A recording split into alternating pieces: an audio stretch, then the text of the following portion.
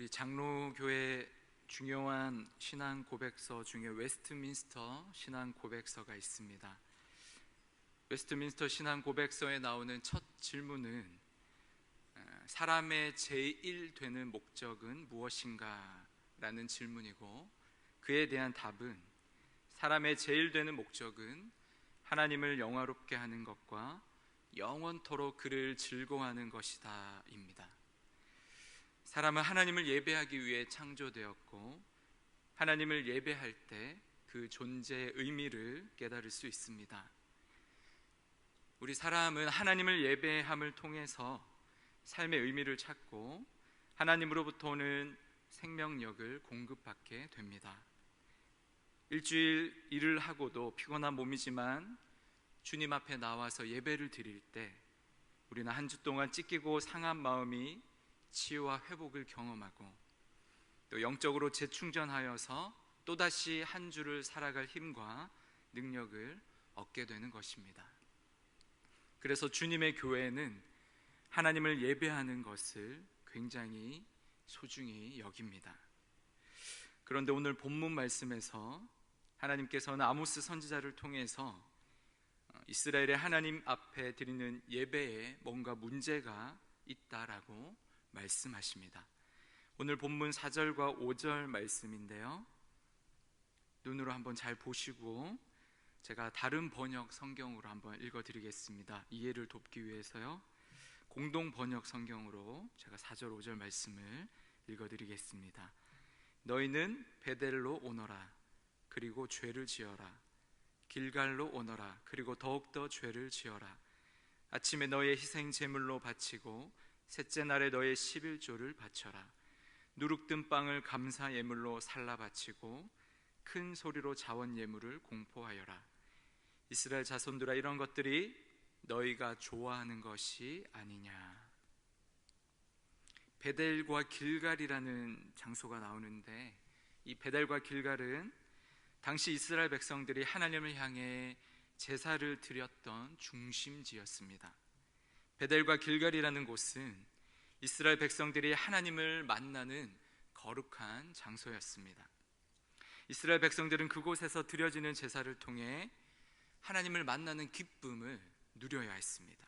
그러나 그들의 예배는 하나님을 만나는 것에 관심을 두기보다 그저 형식적인 껍데기만 남은 예배에 불과했습니다.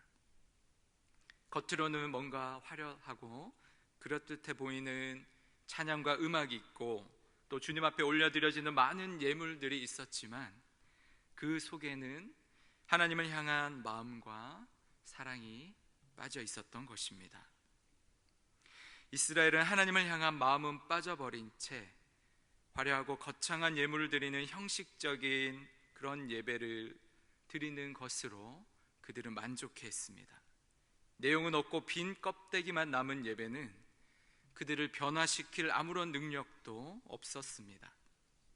그러했기에 그들은 예배를 드릴수록 하나님을 경험하거나 하나님과 더욱 가까워지기보다 예배를 거듭 드림에도 불구하고 오히려 그들의 영혼은 피폐해지고 또 마음과 행위로 짓는 죄는 더해갔습니다.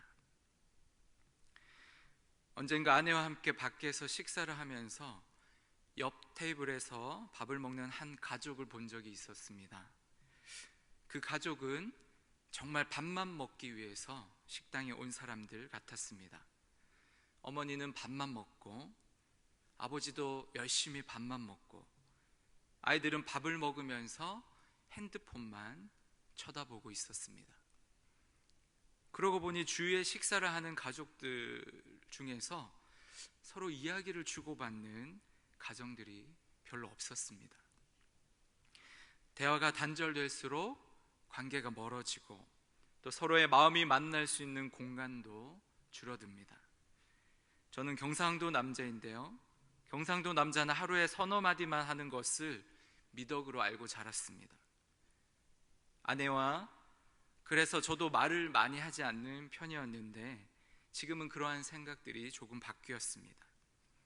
아내와 아이들에게 제가 이야기를 많이 건네고 내 속 마음을 더 많이 내비칠수록 아내와 관계가 더 깊어지는 것을 경험했기 때문입니다. 우리는 대화를 통해서 서로 소통하고 대화를 통해서 마음과 마음이 만나며 관계가 깊어지는 것입니다. 하나님도 우리와 관계 맺기를 원하십니다.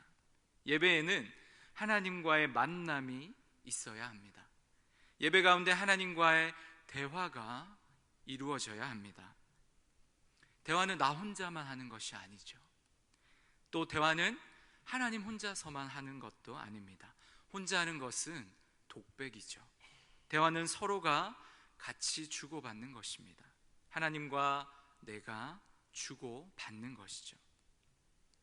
우리는 예배 가운데 기도하는 것, 그리고 찬양하는 것, 공동체가 함께 드리는 고백을 통해서 하나님 앞에 우리의 믿음을 고백하고 또 우리의 마음 깊은 곳에 있는 진심을 표현할 수 있습니다.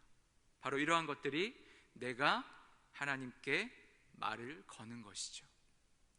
또한 성경 봉독, 선포되는 말씀, 찬양의 가사, 또 기도자의 기도말 등을 통해서 하나님께서 우리 마음에 들려주시는 음성을 들을 수 있습니다. 하나님께서 우리에게 말을 걸어오는 것이죠. 그러하기에 우리는 예배 시간에 나를 드리고자 하는 마음으로 나아가야 하는 것과 동시에 또한 하나님께로부터 듣고자 하는 마음으로 나아가야 합니다. 그래서 하나님의 마음과 내 마음이 만나야 하는 것입니다. 요즘 여러분의 예배는 안녕하십니까? 제가 한 주에 드리는 예배를 한번 세어보았습니다. 저는 한 주에 최소한 10번은 예배를 드리는 것 같습니다. 그 10번의 예배 가운데 하나님의 임재를 경험하고 하나님과의 만남을 통해서 회복과 치유와 영적인 재충전을 경험하는 예배는 과연 몇 번이나 될까 생각해 보았습니다. 그런데 그렇게 많지 않은 것 같아서 참 부끄러웠습니다. 하나님은 나를 향해서 은혜 베푸시기를 원하시고 하나님은 나를 만나시길 원하시는데 저의 이 영적 안테나는 그 시간에 다른 곳을 향해 있을 때가 있고 나의 시선은 다른 곳을 바라볼 때가 있었고 또 나의 생각은 다른 곳에 머물고 있었던 순간이 있었음을 주님 앞에 고백합니다. 여러분의 예배는 어떻습니까? 예배를 통하여 여러분은 하나님의 마음을 만나고 있고 예배를 통해 여러분은 하나님과 대화를 나누고 있으십니까? 주님은 저와 여러분의 예배가 회복되길 원하십니다. 예배 가운데 하나님의 임재를 경험하고 예배 가운데 하나님의 충만한 은혜를 누릴 수 있는 저와 여러분들 되길 주님의 이름으로 축복합니다. 하나님은 이스라엘이 그들의 죄악으로 말미암아 하나님과의 관계가 멀어지고 단절되어 있는 것을 굉장히 마음 아파하셨습니다. 어떻게든 이스라엘이 다시 하나님께로 돌아오기를 간절히 바라는 마음에 하나님은 때로는 그들에게 매를 들기도 하셨습니다. 오늘 본문 6절에서 11절 말씀에 보면요, 하나님께서 이스라엘을 하나님께로 돌아오도록 하시기 위해서 그들에게 내린 여러 가지 재난들이 나오고 있습니다. 어떤 것들이 있습니까? 6절 말씀에는요, 이를 깨끗하게 한다, 입안에 씹을 것이 없다는 것이죠. 그리고 양식이 떨어지게 하셨습니다. 7절 말씀에 그리고 8절 말씀에 이어서 비를 멈추게 하셔서 물이 부족하게 하셨습니다. 그리고 9절 말씀에 보니까 곡식을 마르게 하고 열매들을 거둬들이지 못하게 하셨습니다. 그리고 10절 말씀에는요, 전염병이 돌게 하시고 청년들을 죽게 하셨고 11절 말씀에 성읍 한 도시가 망하게도 하셨습니다. 이 모든 재난과 재앙들이 하나님께서 내가 직접 내렸다라고 말씀하십니다. 우리가 여기서 얻을 수 있는 교훈이 무엇이겠습니까? 하나님께서는 우리를 하나님께로 돌이키게 하시기 위해서 때로는 우리의 인생에 여러 가지 고난들을 허락하신다는 사실입니다. 우리가 당하는 모든 고난이 우리의 잘못과 우리의 죄 때문만은 아니겠지만, 분명히 성경 말씀은 하나님께서 우리의 연약함과 죄로 인하여 우리가 어그러진 길을 걸어갈 때 하나님은 우리를 바른 길로 인도하시고 하나님께로 돌이키게 하시기 위해서 우리에게 고난을 주심을 성경은 가르쳐주고 있습니다. 그러하기에 고난은 우리 인생에 던져주시는 하나님의 경고의 메시지가 됩니다. 너 그런 식으로 계속하면 큰일 나니까 지금부터라도 정신 차리고 조심해라 라고 말씀하시는 하나님의 음성인 것입니다. 지금 여러분의 삶에 당한 고난이 있다면 그것은 어디서부터 비롯된 것 같습니까? 고난 앞에서 우리 성도들의 바른 자세는 그것이 그저 빨리 지나가기만을 기다리는 것이 아니라 고난을 허락한 하나님의 뜻을 생각해 보는 것입니다. 오늘 본문 말씀에서 하나님은 이스라엘 백성들을 향해서 모두 5번이나 동일한 말씀을 하고 있는데요, 그 말씀은 바로 너희가 내게로 돌아오지 아니하였느니라 라는 말씀입니다. 저는 지금의 한국 사회를 바라보면서 동일한 하나님의 음성을 듣습니다. 너희가 내게로 돌아오지 아니하였느니라. 하나님께서 먹고 사는데 어려움이 없는 나라로 우리나라를 성장시켜 주셨습니다.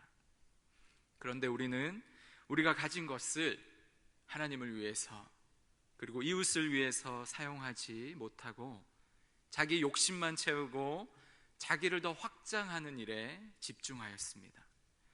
하나님을 섬기기보다 만몬, 즉 물질을 섬기고 하나님의 공의와 정의를 따르기보다 사람들 눈에 좋아 보이는 것을 선택했습니다. 하나님께서는 이런 우리들이 다시금 바른 길을 가게 하시기 위해서 지금 한국 사회에 크고 작은 고난들을 던져 놓으셨습니다. 만약 우리가 여전히 힘들고 괴롭고 어려운 상황들을 지속적으로 경험하고 있다고 한다면 우리에게 말씀하시는 주님의 음성을 들을 수 있어야 합니다. 너희가 내게로 돌아오지 아니하였느니라. 이럴 때 우리는 어떻게 해야 합니까? 하나님의 이 경고의 메시지를 들어야 하고 하나님 앞에 겸손히 무릎 꿇어야 하고 하나님의 뜻을 구해야 합니다. 다시 하나님의 말씀으로 돌아가서 하나님의 선하시고 기뻐하시는 뜻이 무엇인지를 분별하며 그것을 행할 수 있어야 합니다. 그것만이 우리가 다시 회복할 수 있는 길입니다. 탕자의 비유에서 우리가 기억해야 할 중요한 한 가지 교훈이 있습니다. 둘째 아들이 아버지의 넓은 품에 다시 안길 수 있었던 것은 그가 아버지의 집으로 다시 돌아오길 결심하고 그가 돌아왔기 때문입니다. 아버지는 아들을 애타게 기다리며 그의 넓은 품을 열어서 아들을 안아줄 만반의 준비가 되어 있었습니다. 그런데 만약 아들이 돌아갈 의지를 가지지 않았다면, 그래서 만약 아버지의 집으로 돌아가지 않았다면 이 아름다운 탕자의 비유라는 스토리는 아마 성경에 기록되지 않았을 수도 있었을 것입니다. 그렇습니다. 하나님께로 돌아가는 것은 우리가 의지를 가지고 행해야 하는 것입니다. 하나님, 우리가 하나님께로 돌아오기를 기다리십니다. 실수한 그 자리, 실패한 그 자리, 내가 잘못하고 내가 죄를 지은 그 자리를 피하거나 외면하지 않고 다시 그 자리로 돌아가서 겸허히 자신의 잘못을 인정하며 주님께 용서를 구하고 다시 시작하는 것입니다.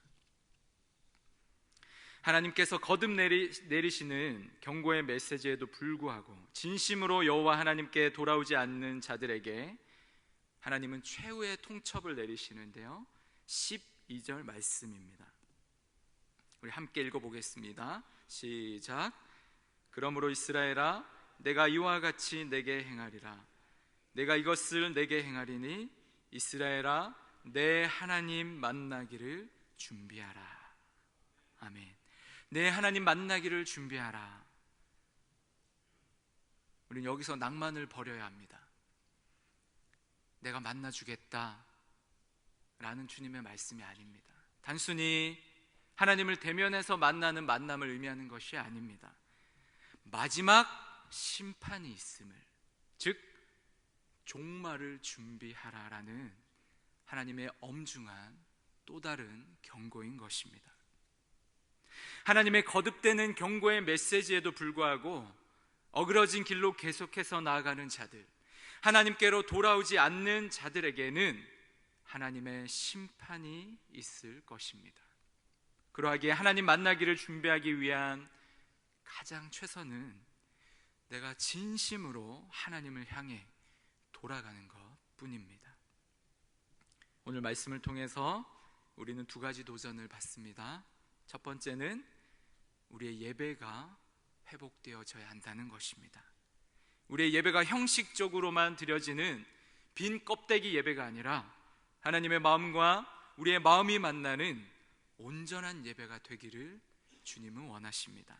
둘째로는 하늘로부터 오는 경고의 메시지가 내 인생의 고난이라는 이름으로 다가올 때 하나님께로 돌아가는 것입니다. 피하는 것이 아니라 하나님께로 돌아가는 것만이 다시 회복할 수 있는 가장 빠른 지름길입니다. 여러 가지로 어려운 시기를 지금 우리는 살아가고 있습니다.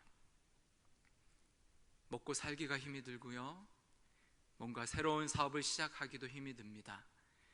젊은이들은 취업이 힘들고 결혼이 힘들고 내 집 장만하기도 너무나 버거운 시대입니다. 목회도 힘든 시기입니다. 그런데 우리 한 가지만 기억하십시다. 우리에게는 돌아갈 하나님의 품이 있습니다. 하나님의 백이 있는 것이죠.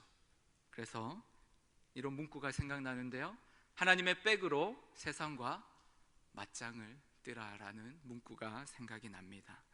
여러 가지 어려운 시기 가운데 살고 있는데요, 그런데 우리가 한 번만 바꾸어서 생각해 보면 이때가 바로 우리의 믿음을 발휘할 기회인 것입니다.